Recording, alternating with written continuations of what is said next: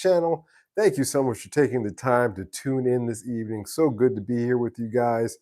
A little bit later than usual in terms of day. We usually do this on Sunday at Mike's, but we'll call this Monday at Mike's for this evening. Wasn't feeling too well last night. I'm slowly pulling it back together again, and just good to be here with you guys. How's everybody doing? Scott, how you doing, sir? Good to have you here. Yeah, always start off by saying that it is a pleasure indeed to have so many people watch this live stream here live or in the rerun. Got lots of people who do that. I want to say thank you to each and every one of you for doing that, for taking your valuable time to do so. Very appreciated. Yeah, Scott, man. Scott says, I believe that the bass guitarist is the only musician that sees the inside of a studio these days. As I was sitting here getting ready to go on camera, I thought about that. And I have to agree with that. That's probably true. That's probably true because that is the one is I mean, keyboard bass has been dominant for a long time, since the late 70s, but maybe even earlier than that because Since I've Been Loving You by Led Zeppelin has keyboard bass, kind of. But in any case, that's probably true. I have to co-sign on that one. Mike, hello all. Hope you're doing well. Good to see you, Mike. Good to see you, Michael. Cheers to Scott, Bogfoot, and the guitar crew. Greetings from Southern California. Greetings to you guys. Tavarsary, welcome. Hi to you, sir. Welcome to the live stream. Welcome to all you guys. Thank you so much for tuning in. Again, like I said, doing a day late today, and hoping that you don't mind. I was hoping some people would show up, and the fact that you guys did show up is really fantastic. I'm so glad to see you guys all here. You know, I had a thought from the last live stream that I did. And that live stream was talking about, again, another way that the system is narrowing our choices as musicians. Negro, how you doing there? Welcome. Negro? Okay. Okay.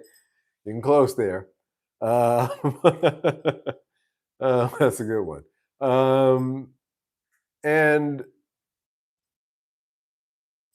I thought about you're always talking about how the system is pulling us towards or challenging us towards, falling us towards less and less of a choice.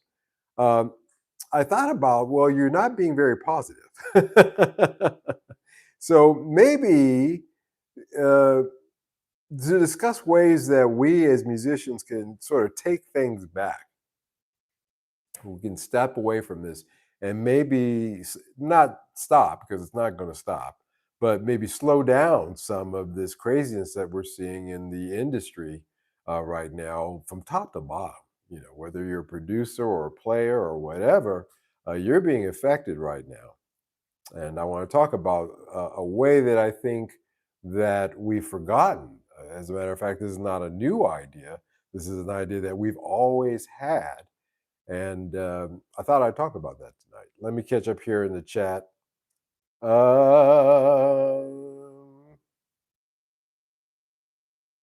Thank you, Mike. I appreciate that. Matty Two Hats, how you doing, sir? Welcome. Susie Q. Susie QZ926, welcome. Good to have you here. Welcome. So glad to have everybody here. Here, I'm going to bring this out again because this is what had me thinking. This is my number one guitar, not any question. This is my Double Fat Strat.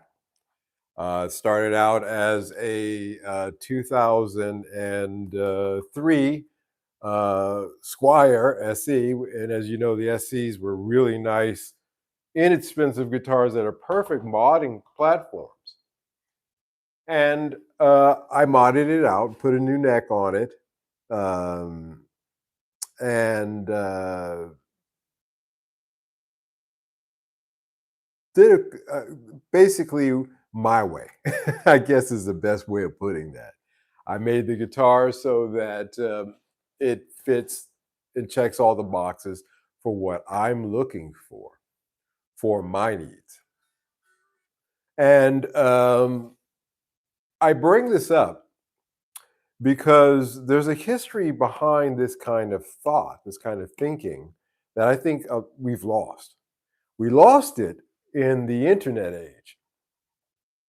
We lost it when we started letting companies dictate things to us as opposed to us dictating things to companies. Um, so I want to talk about that tonight. You know, now the double fat strat, as I mentioned before, historically did not come from Fender. Its origin started in New York at a time in the late 70s when session musicians needed to have a do all kind of guitar. Sometimes they needed, the sound of particularly the middle position of a Strat, but other times they need more warmth, more output, more tone that you would get from a humbucker. So they started sticking humbuckers in the necks of their guitars. And this was called the Big Apple Strat. Um, I think that it was Hiram Bullock, to be honest with you guys, that influenced me the most when it comes to guitars other than Prince. And I think listening to Prince and listening to Hiram Bullock all these years, the both of them, they're both deceased now, of course. But listening to both of them, I think that they were listeners of each other because there's certain licks that Hiram would do that Prince would also do as well. And they were both Strat players. Other than Prince's Mad Cat, his other recording guitar was Jesse Johnson's Strat, and then Strats after that. But interestingly enough, um,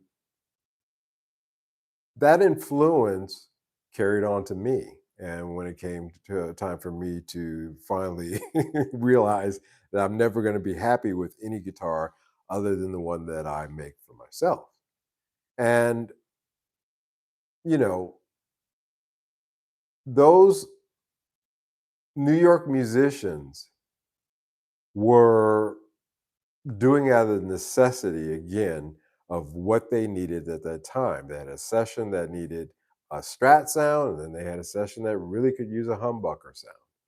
And so they modified their strats in order to do this. And by the way, the strats that they were modifying, like for example, Hiram Bullock modified his strat to be a humbucker single humbucker combination, was a 65 strat. These guys didn't care. They were in that, and trust me, in those 60, I'm sorry, maybe it was a 62 strat. There was no kind of routing that would allow for a humbucker in the neck or in the bridge position. And honestly speaking, uh, they didn't care. They did the routing, or they had a professional route it themselves. Much in line with Eddie Van Halen not having the money really to buy a guitar and having to get the bits and pieces and put them together himself, came out of necessity. And they didn't care about the resale value.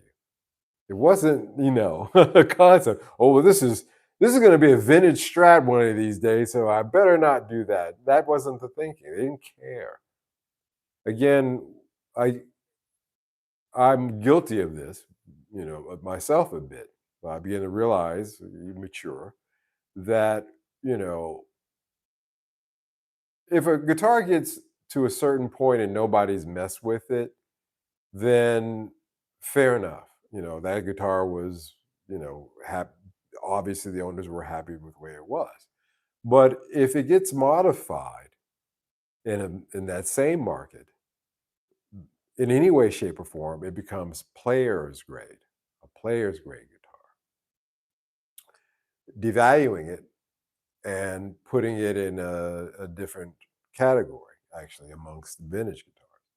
And honestly speaking, we really shouldn't do that. Uh, you know, because again, this was in the spirit of that time.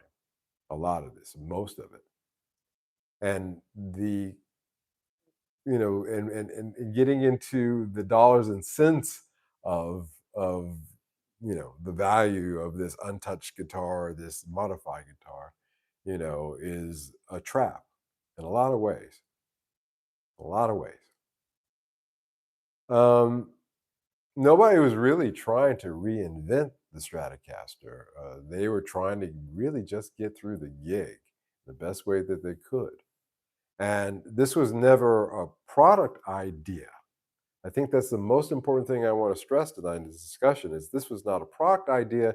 This was a solution. And it was a solution that was put forward by musicians. Later on, it was adopted by Fender to become a product idea. But, we didn't put the cart before the horse there like we are now these days. Let me catch up here in the chat. Mike says, Parcasters from Clapton to all those other Ace sessions. Yeah, Clapton's next. He bought a bunch of 60s Strats, tried a bunch of them, found the neck that he liked, and stuck that to the body that he liked. You know, that's no different than me taking. I wanted, the neck that this one came with was 21 fret. I wanted a 22 fret. Uh, you know, with a slab rosewood fretboard on it, and anyway. It's been 26 years, so my nasty cheap Encore strap from 2000 is technically vintage. Yes, it is technically vintage. That is absolutely true, Kit Kats. Eddie Van Halen Frankenstrat factory second Carvel body. Yep, with an older bridge PF from 335.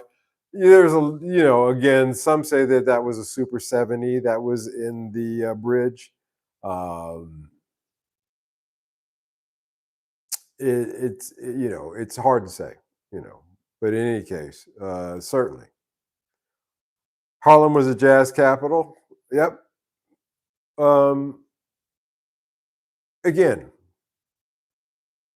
these innovations came through from musicians and their needs, and now these days, my opinion is that it's the other way around. We're sitting around waiting for the corporations to come up with innovations. When the I don't know if it was a generational thing, if people were more arts and crafty. I do know. I'll be frank with you. Um, when I was growing up in the '70s and in the '80s, from the Boy Scouts to auto shop to all the different things that you were doing, you learned how to work with tools and to build things. That really was a progression that I went through personally growing up. And so I could well imagine, guys like,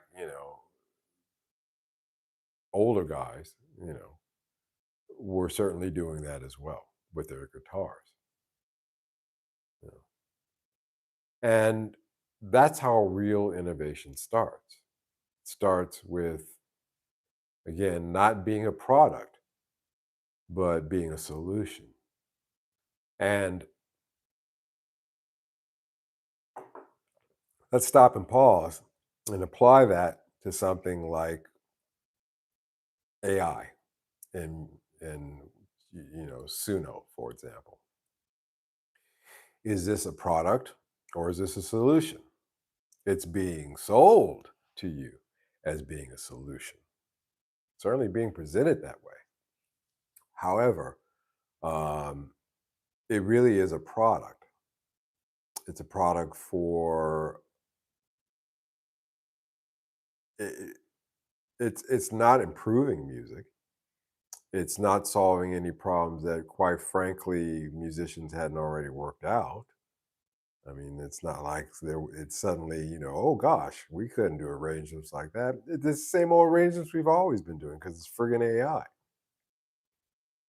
Does it faster, but it's a product. It's not really a solution. But it's being presented as a product. So I want you to keep that in mind. Keep that thought in mind. You're right, Mike. Mad Two Hat says I was looking for a DC Junior with a humbucker instead of a P90. Doesn't exist. Had to make it. Yeah. Again, a solution. Solution. And when you get into the spirit of making your own solutions, you'll generally find that you're happy with that direction. It may not be the most expensive guitar you've ever had or held in your hands, but it's damn satisfying and it does something that you wanted to do, that you wanted to do, that you needed to do, without a corporation telling you that you need it in order to do what you do. Does that make sense? Yes, that makes sense. Mike says Fender is better at trying new ideas from Gibson. In my opinion, Gibson just reissues their greatest hits from the 50s and 60s. That's correct. Spec matters more than brand. Absolutely correct. New York block parties in the 70s were solution factories. Yes, they certainly were. Again, you had stage environments, you had PA environments, you had so many inputs that needed at that time to create solutions for, because sometimes the factory stuff would cut it, sometimes it wouldn't cut it at all, and it was up to the individuals to find those solutions. And years later, those solutions, some of them, a lot of them, were turned into product. um, can't see it because you don't have an x-ray machine, but inside of here, I've put a treble bleed in that. Treble bleed, again, was another solution that was not made up by any particular big music brand. It was a solution that was invented by street musicians, studio musicians, to solve issues, again, with the off-the-shelf guitars that needed to be solved to fit the environment, what needed to be done. And so I submit to you that when you put yourself in the position of being fed Soylent Green, if you get the reference, uh, then that's going to be your diet. But if you say to yourself, you know what,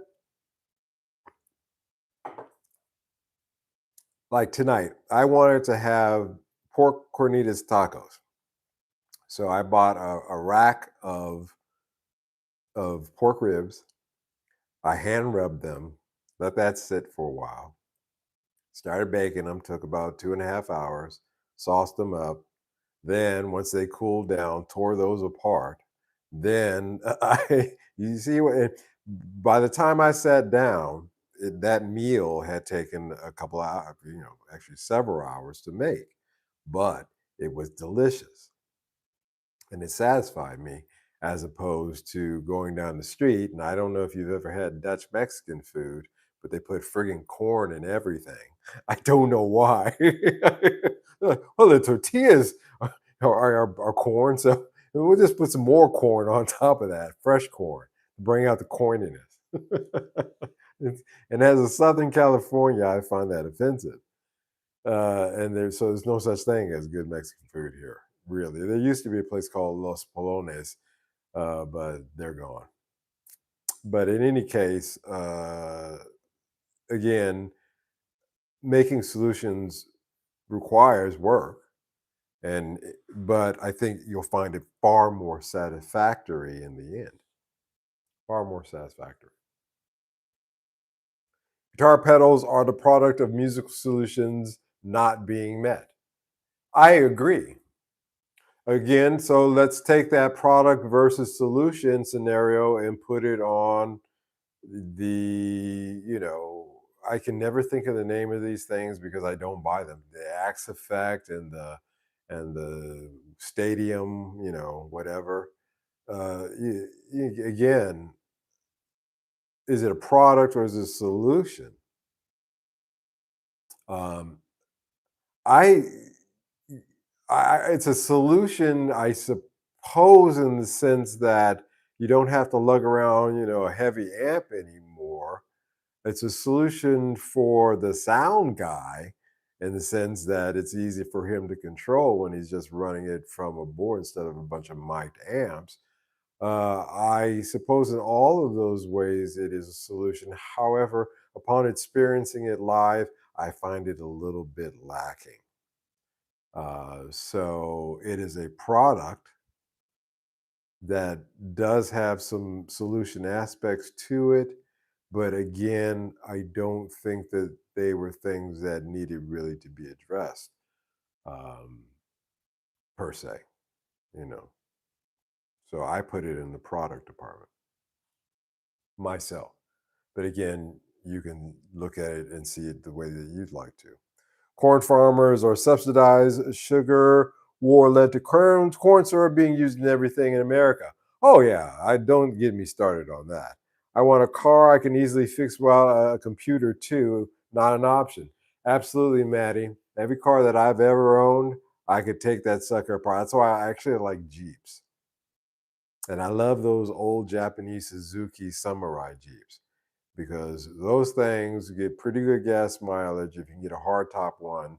Um, you can take those things apart and put them together yourself if you got any kind of. I mean, you could really. I have. I really have. That's another story for another time. But it's always been that way with me. I've always wanted something that I could prepare myself. And again, solution versus product. Now, Fender didn't invent the double fat strat. They noticed it after enough players were already using it. Don't think that the guys at Fender weren't looking at the David Letterman show where I was personally introduced to Hiram Bullock. I I was watching him play guitar for, I think that would put me in my college years around that time. But because we watched that, we watched the Letterman, in college in the 80s. It wasn't Stranger Things. So, Hawkins wasn't splitting apart on us. So, so we had to deal with what we had to deal with. It wasn't much. But again, Fender noticed guys like Hiram Book were doing things like that. And for once, they made the right move. Instead of saying, "Hey, you can't do that," or "We're going to sue you for that," um, or saying that's not a real strat, we don't support that. They actually said, "Hey, let's build a version that people are already playing. Let's do our version of this." So around 96 or 97, they came out with their double fat strat. And um, this wasn't Fender leading the culture. And we talked about culture in the last live stream. If you guys didn't watch that, go back and catch that. And this is Fender catching up to the culture. Again, this is the culture dictating to the corporations, not the corporations dictating to the people.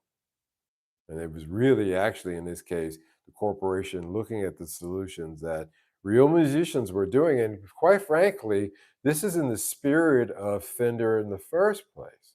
Because when Leo Fender was developing the Stratocaster, he was sometimes giving them to free to local musicians. A lot of these guys were country. It was big at the time, so it was country and western music.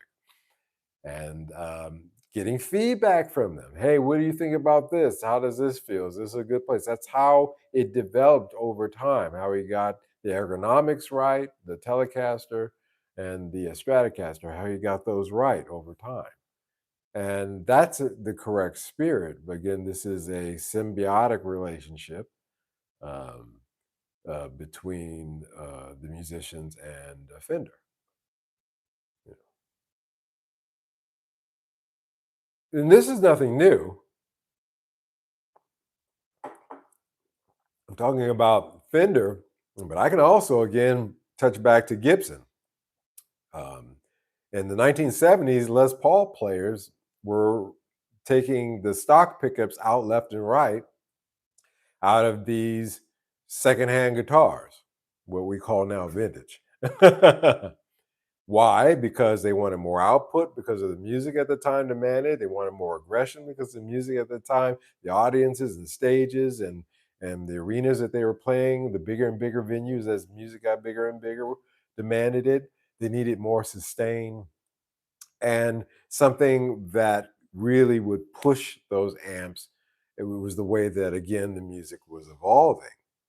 And of course, this is because music guitars were dominant in music during this period of time. So these innovations from players uh, start to come about.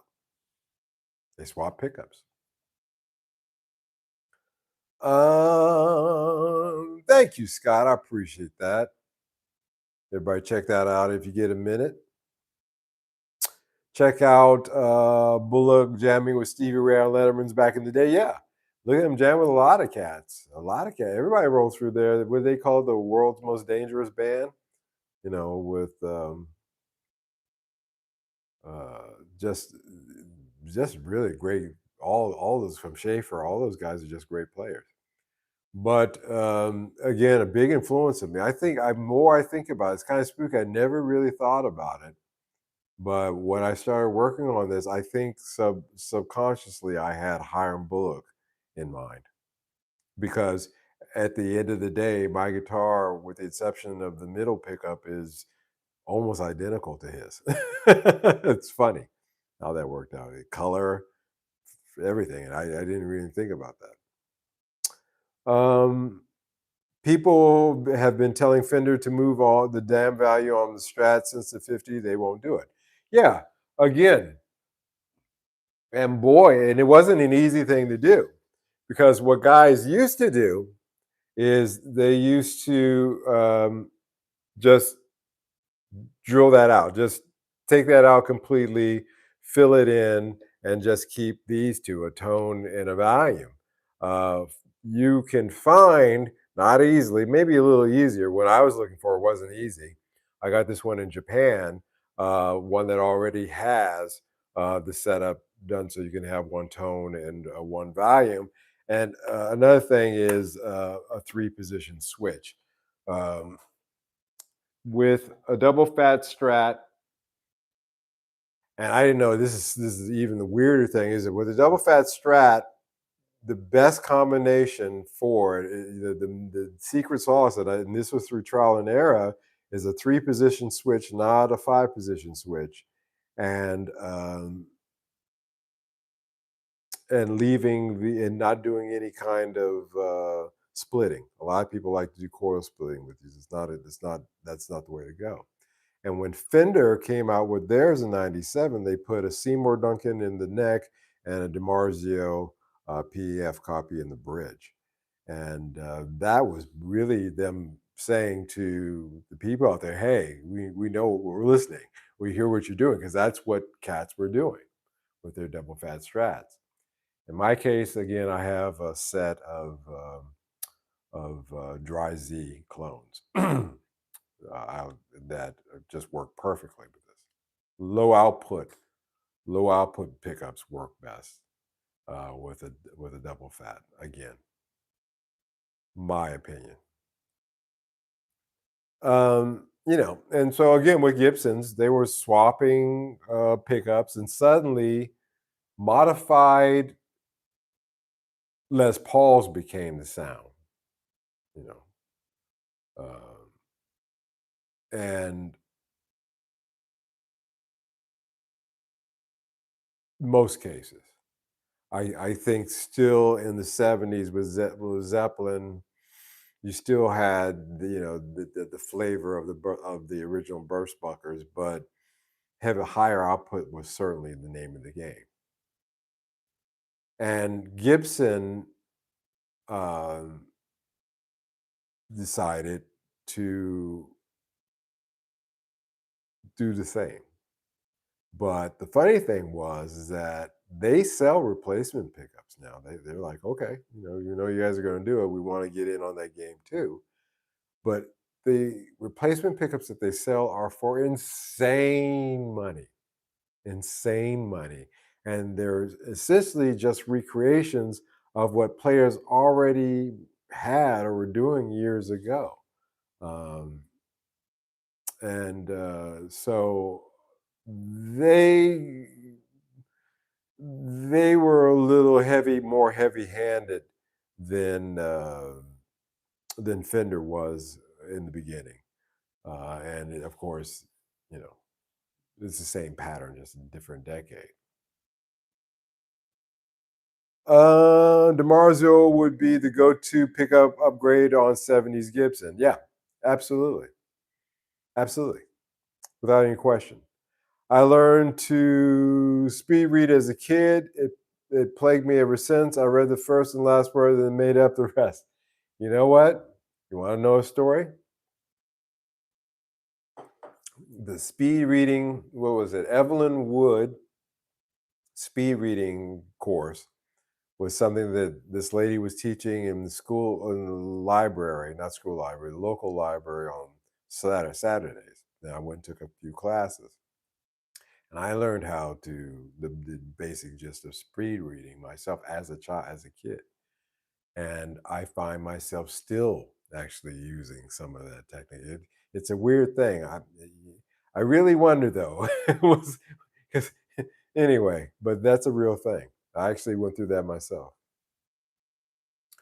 And I needed it hardtail, which they rarely do. Yeah, again, and these modifications catch on because other cats at your gig, you'd show up and they'd say, "Oh, whoa, what's that?" Well, this is this, and I did this, and this is why I do it. And the guys say, "Oh, okay." Nobody said, that's not a Strat.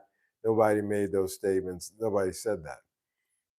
They said, "Oh, okay, that's cool." And some guys said, "Hey, you know what? I'm going to do that too." And enough people started doing that too. It got to the point where, again, it became the culture, it became part of the culture. And this is where the larger culture becomes obvious. It always goes like this: musicians hit a limitation, they modify the tool, a sound becomes normal, the company resists a little bit, then eventually they resist as long as they can figure out a way to monetize it. And the culture always moves first, though. Culture always moves first. At least it used to. At least it used to. It's Monday at Mike's today. That's right, Benny. It's Monday at Mike's. um, the whole super strat culture, for example. Yeah. And it's a funny thing. People confuse the super strat with the double fat strat or the big apple strat. Those are all three different concepts as far as guitars are concerned. The super strat had a different, if you're doing a lot of dive bombs and whammies, so you needed, a Floyd Rose and all that stuff. It's a different guitar, but still all of these things came about through the music. And would you agree that PRS is our dentist guitar? It's funny. A lot of guys I see on YouTube, well, not a lot of guys, but a few guys on YouTube I see have PRS cores or things like that, SEs cores. But none of the guys that I know of locally around, none of the guys that I know play a PRS. I never see him. It's so weird. I don't have any dentist friends. So is there a correlation there? Maybe. Maybe. You know, the company always catches up later if it's smart, if it's something that they feel that they can monetize, and if it's not something that they think is smart, well, they'll fight you. They'll resist it and they'll fight. And that's where things break apart. generally. And that's one of the ways we got to where we are today. And then there's the added problem of companies trying to rewrite history, which is the worst. um, Pros and Gibson shop number one for blues lawyers, in my opinion. PRS and Gibson custom shop. Yeah, again, the only guys that I mean, seriously, the only guys that are that have, in my opinion, the custom shop Gibsons are really non-musicians. Even pro musician guys, out there, they don't have them. They don't have them. I don't, I never understood. I guess I just never got that. I never got the concept that there was nothing that I ever desired.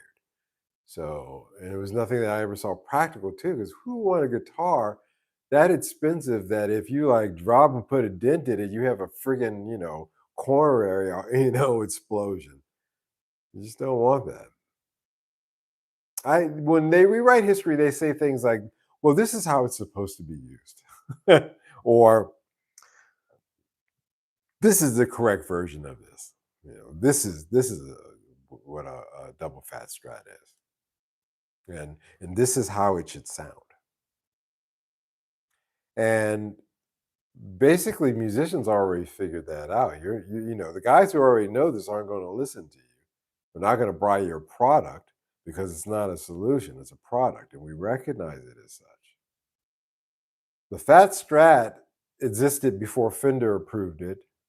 The Gibson with the hot rodded pickups existed before Gibson got in on it. And the modding culture didn't ask permission. They did it out of necessity. Again, a lot of that necessity was driven by the fact that it was a lot of guitar-based music at that time. We're not in that culture anymore. I don't even know what this music is based on. I used to think it was a lot of synth, but I don't even think it's that. It's sample based, I guess is the best way to describe the music culture we're in. But it doesn't leave room for innovation other than the cats out there who are still doing it. And believe me, there's innovations that are being done. But unless it's a big enough of an innovation, the big guys, again, are going to reject it, even resist it, even fight it until they figure out it's big enough to be monetized. But mod culture doesn't ask permission, and it never will. That's the thing. They can protest and resist all they want, but resistance is futile. In this case, and because modders are going to mod, folks are going to do what they're going to do. They're going to experiment. It just started thawing here yesterday. Now it's mostly mushy. Yeah, yeah, man. The weather is insane. It is early summer-like conditions I was hearing in Tokyo today. Trust me, with Haru Ichiban, the first spring, how would that translate? First spring wind. And that's unseasonal. Here it's not so great either. The amount of arguments I've started in chats with the statement, the other side of Telly's are a girl's guitar. A grown man crashed out with that one. Telly's are girls' guitars. Poking the bear there, Kit Kats. Poking the bear there. Expensive guitars replace wall hanging taxidermy.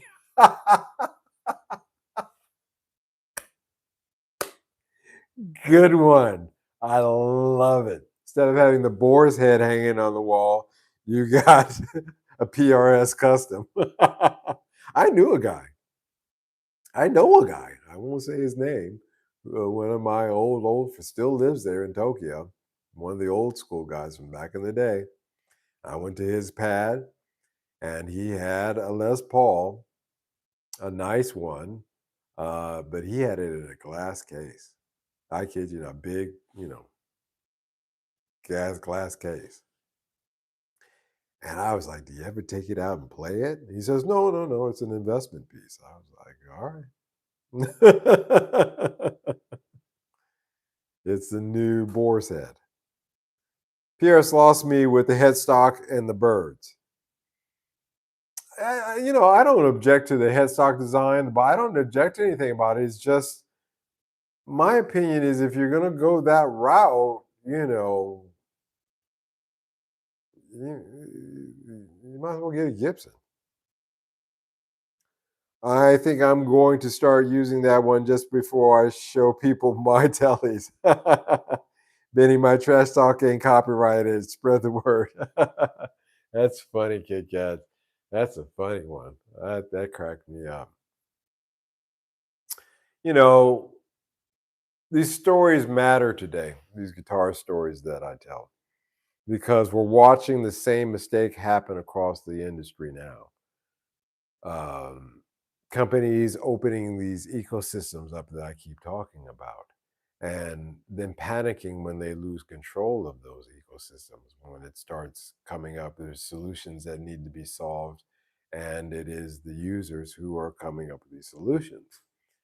Again, you see it with streaming platforms, you see it with DAWs, you see it with subscription models, you see it with gear pricing and tariffs, you see all these things.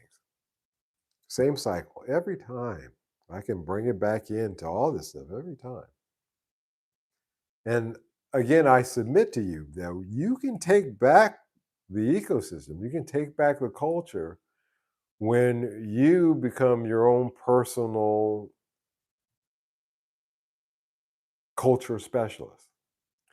When you stop caring about the resale value of the guitar. For God's sake, you bought it. I don't want to go through a life where I'm buying things and I'm always thinking about what can I get for it if I have to sell it. That's no way to live. It's not healthy. Um, you buy it and you mod it if it needs to be mod it. If it needs a hardtail, you hardtail it.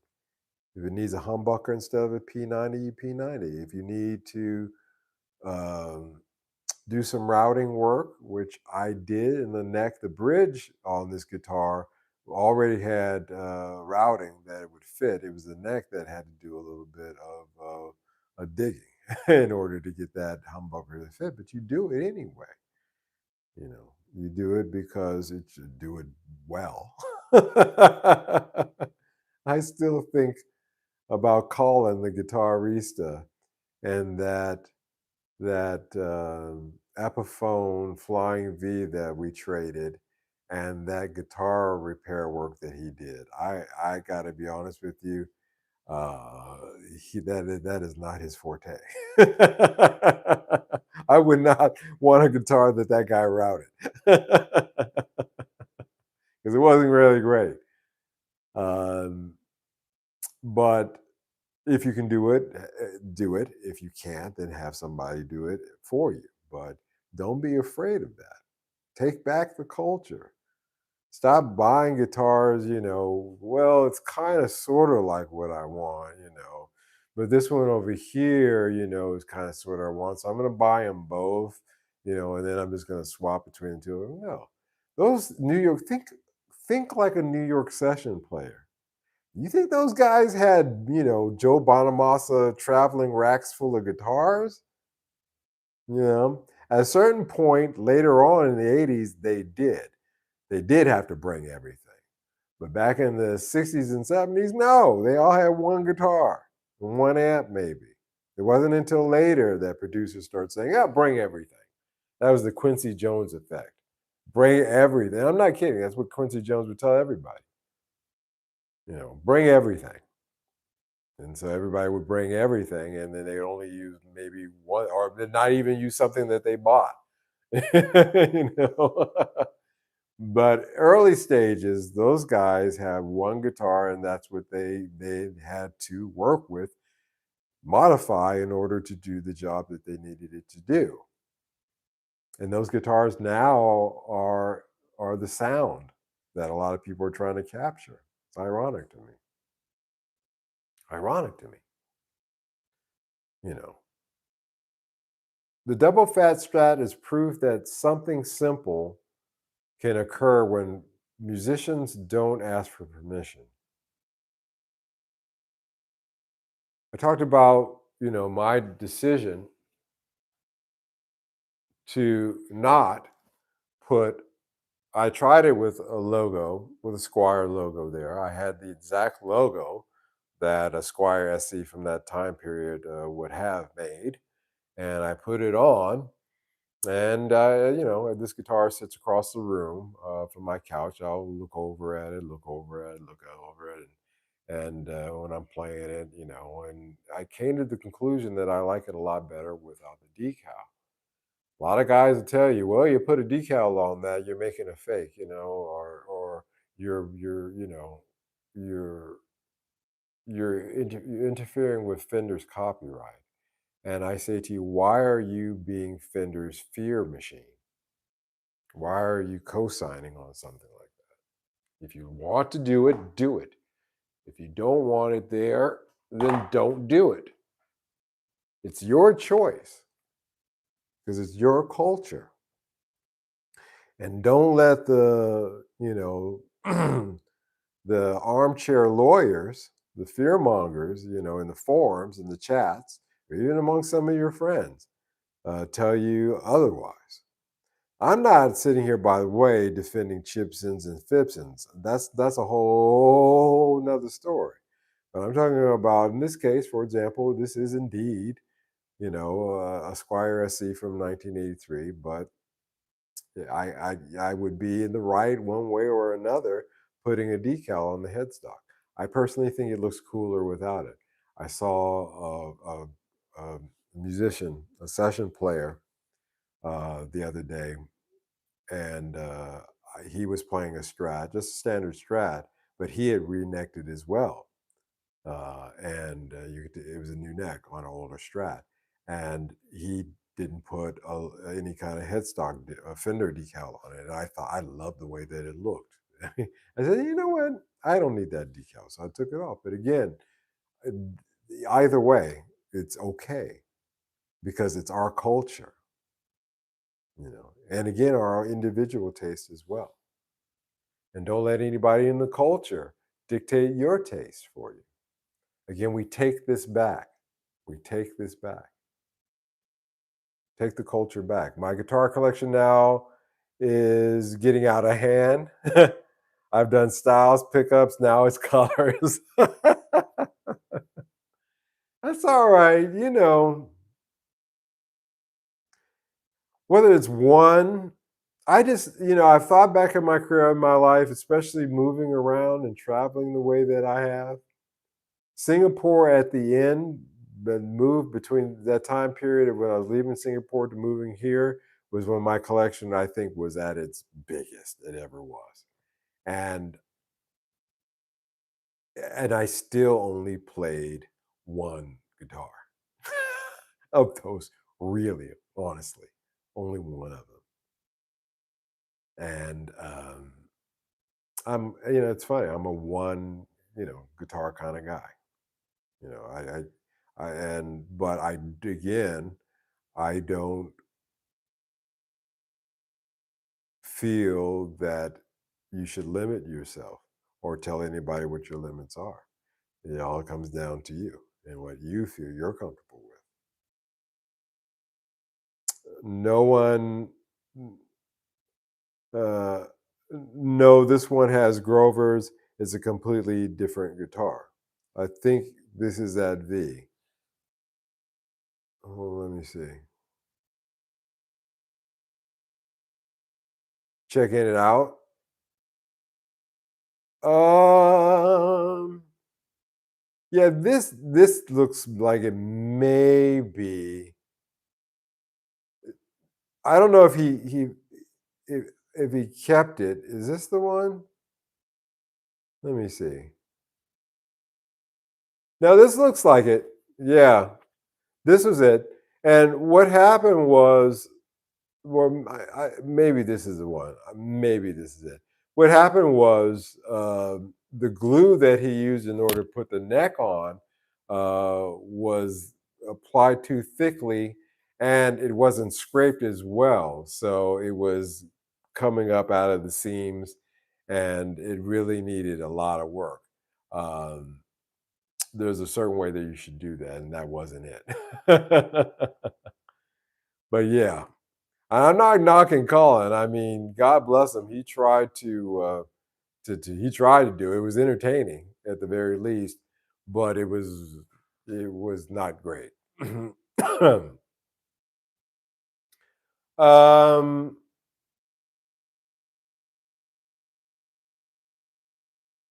companies that survive pay attention to trends early instead of trying to come up with the trends themselves. And I think the AI horse got let out of the stable, and they ain't closing the door, by the way, and they're not putting it back in because, again, of the necessity of the broader economic market. They needed to push the next .com boom, the next new thing in order to stimulate economies worldwide. Now, of course, AI is an interesting thing because it needs power in order to do its calculations. And right now, at one point a few years ago, it was eating up about 3% of the power grid. Now it's eating in the United States, I believe it's 9% now, or predicted to be 18% by 2027. By 2030, they're expecting it to be 39%. And unless they build more power centers to power this, which they're not, that means that they have to draw this power that's needed for this calculations, this AI generation to work from other grids, which means guess who? It's a little deviation there, a little side road, a little bit of a step into the twilight zone, if you will, but that's a fact. You can look that up. But anyway, they came up with this AI thing in order to push the economy now, and they've come up with these products. Hey, musicians, guess what? You don't need to learn how to play the guitar anymore, or even use samples and know what keys are in order to put those samples in the right key in your computer. Tell you what, just tell the computer what kind of song you want, we'll do it for you, and you can tell everybody that you made a song. That's a product. That's a product. Culture always leads. I wasn't sitting around saying, "Oh man, I wish I didn't have to play these guitar parts on this record. I wish there was some uh, program." No, I wish that I did even the guitar parts. I wish I didn't have to sit down and write this song for my album. I wish there was some program I could just tell it what kind of song I wanted, it would do it for me. And then I'm going to have the nerve to try to charge money for that somehow, as if there was any kind of, anyway. Culture always leads, and the guitar world has already answered that question years ago by putting solutions ahead of product. And I do believe that that is the answer. Um, Getting back to that spirit. And every time that you do something, your own mod, your own change, uh, come up with an idea for a pedal, even you may be working on in your garage. Every time you do that, answer solution, a real solution, then you're doing something in the right direction. But asking me how many guitars I have is like asking a fat girl how much she weighs. Very inappropriate because both answers shameful. I don't know, man. Unless you're into fat girls or guitar collections, depends upon the audience. Depends upon the audience. Colin is awesome. Yeah, he's awesome.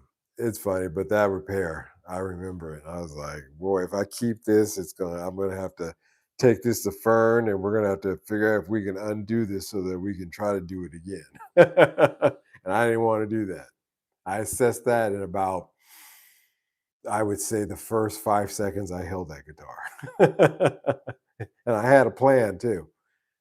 In any case, just something to think about. We take the culture back by coming up with solutions for, and again, that gets back into I'm good. You know, I'm good.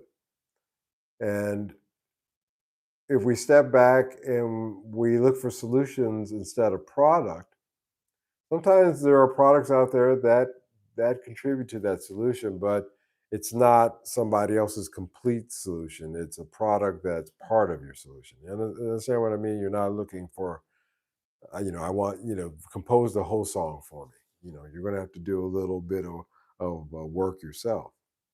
And that makes it also worthwhile as well. And if it gets big enough, guaranteed some corporation somewhere is going to pick up on it. They even may pick up on it, like in the case of Gibson, where there was a guitar stand maker, and Gibson loved their guitar stands. Oh, this is so, a floating guitar stand, whatever it was, made of wood. Could you make a couple of these for our booth that we're going to have at NAMM? And they made them for them, sent them to Gibson. Gibson then copied that design, trademarked it, or did something, some hocus pocus like that on it, used those for their display at NAMM, and then sued the couple and said, "You're infringing our copyright." That's true. So look that one up, as I seem to recall that, allegedly. And so something to think about. Something to think about. It's a completely different attitude out there than it used to be. And maybe, again, we want to do things within the culture. We don't want to have the culture dictated to. Because when you have yourself dictated to, when you're being spoon fed like that, then things can go out of your control, and the condition of the quality deteriorates as well. Gibson being underhanded and unethical? No, yeah, not those guys. Not them. Oh yeah, them.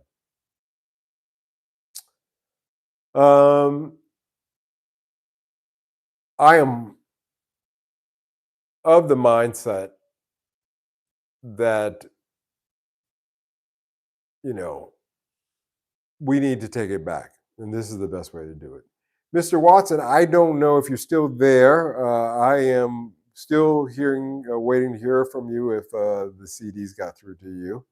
The one that I sent to Japan did arrive. I think I mentioned that before, so that's redundant, but let me know. I'm going to go to bed, guys. It's midnight here, and I am feeling better, but I'm not going to push it. I'm just really glad that I was able to pull it together enough. I had such a headache last night. I mean, and fever. I felt bad on Friday. And the minute I started feeling, because there's something going around here in Amsterdam, the minute I started feeling, a little kind of murky here, I hit it up with my Japanese, actually my California Colloidal Silver, and then followed up with a Japanese nasal spray that you cannot get here. And then between the two of those, it knocked it out of the head cold part of it disappeared. But the second part of that, my understanding, is a bit of a fever and headache. And I started getting a fever and a headache Sunday afternoon, and I knew that there was just no way I could pull it off last night. But I want to thank you guys for showing up a day later. Anyway, really do appreciate that. Let me see down here. You know what, Michael? I'm going to send you another one anyway. and just because I'm going to do that tomorrow. I'll send another. Uh, because there's a way of doing it online where I can register it and keep a better track of it. Um, because I want you to have it.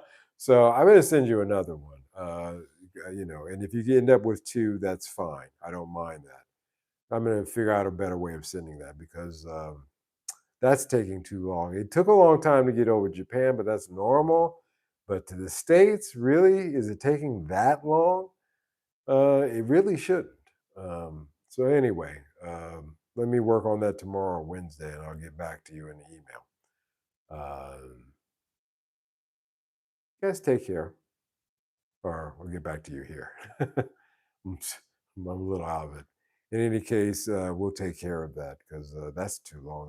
That's coming up on 2 weeks here. That's a ridiculous amount of time. All right, guys. Thank you so much for tuning in. I will check you out. Actually, we're going to do Wednesday as well, so we'll be back here on Wednesday. So not that long of a gap between these live streams. But I will check you out then. You guys take care. Have a good one, morning, afternoon, or evening, wherever you're at. Thank you so much for showing up tonight, Monday at Mike's. You guys take care. Bye bye.